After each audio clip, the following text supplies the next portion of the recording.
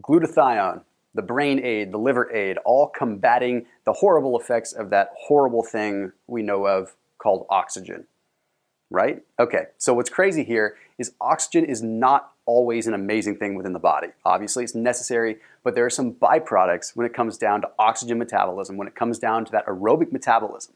And I want to talk about something called glutathione in this video. You see, we hear about glutathione all the time. We hear kind of surface level stuff about how it might be able to help the brain, how it might be able to help the liver, and we hear a lot of kind of the neuro gurus talking about how it could be a potential nootropic and help brain activity.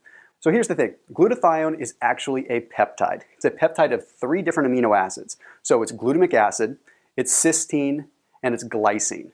Those 3 amino acids combined create a peptide that's also known as GSH, or in this case, glutathione. Now, glutathione has a lot of different functions within the body, but it's mainly geared towards oxygen metabolism. You see, we have aerobic cells within the body. Those aerobic cells combine oxygen with other components of the body to create energy. Well, whenever they create energy, they have a certain level of cellular waste, aerobic waste, oxygen waste. Specifically in this case, something called the reactive oxygen species, or ROS. In this video, I'm going to refer to glutathione as GSH, and I'm going to refer to the reactive oxygen species as ROS.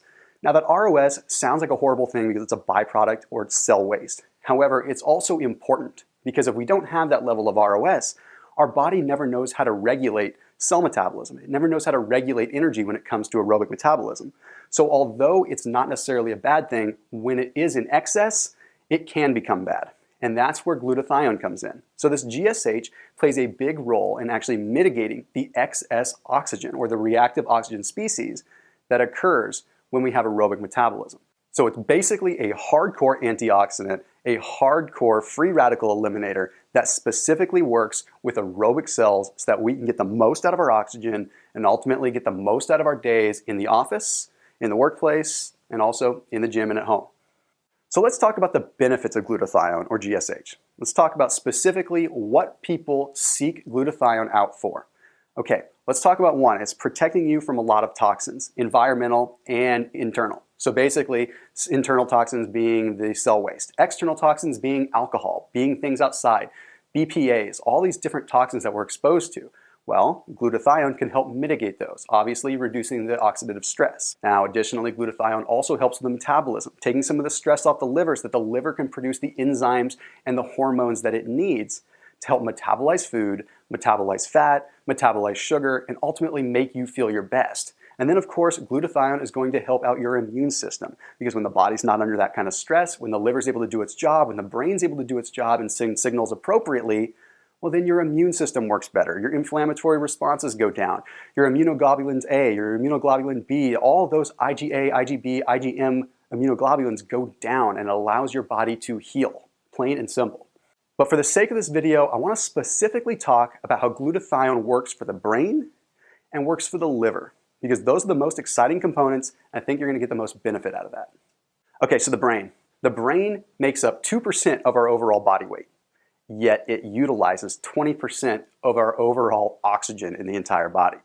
So you do the math right there, and you can kind of figure it out that the brain is running on a high amount of oxygen per overall weight. So what that tells us is there's going to be a large amount of oxidative stress.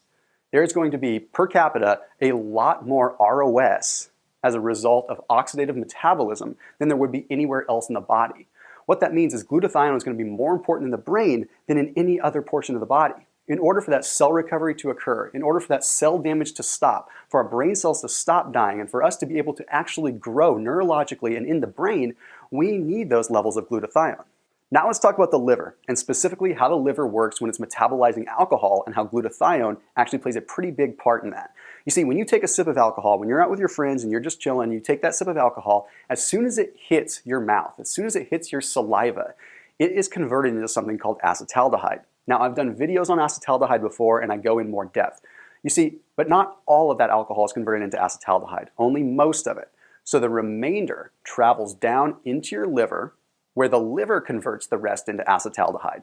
Well, newsflash, acetaldehyde is probably one of the most toxic things that you can possibly consume. So what does the liver do? The liver prioritizes the metabolism of that acetaldehyde. It stops it in its tracks and it does everything that it can, stopping all other metabolic processes to make sure that it can break down this acetaldehyde. Well, how does it do that? it uses glutathione, or GSH. You see, that glutathione, in a way, actually somewhat neutralizes the acetaldehyde. It neutralizes it to something that's about the acidity of vinegar, turning something that's super, super toxic into something that's not all that toxic after all.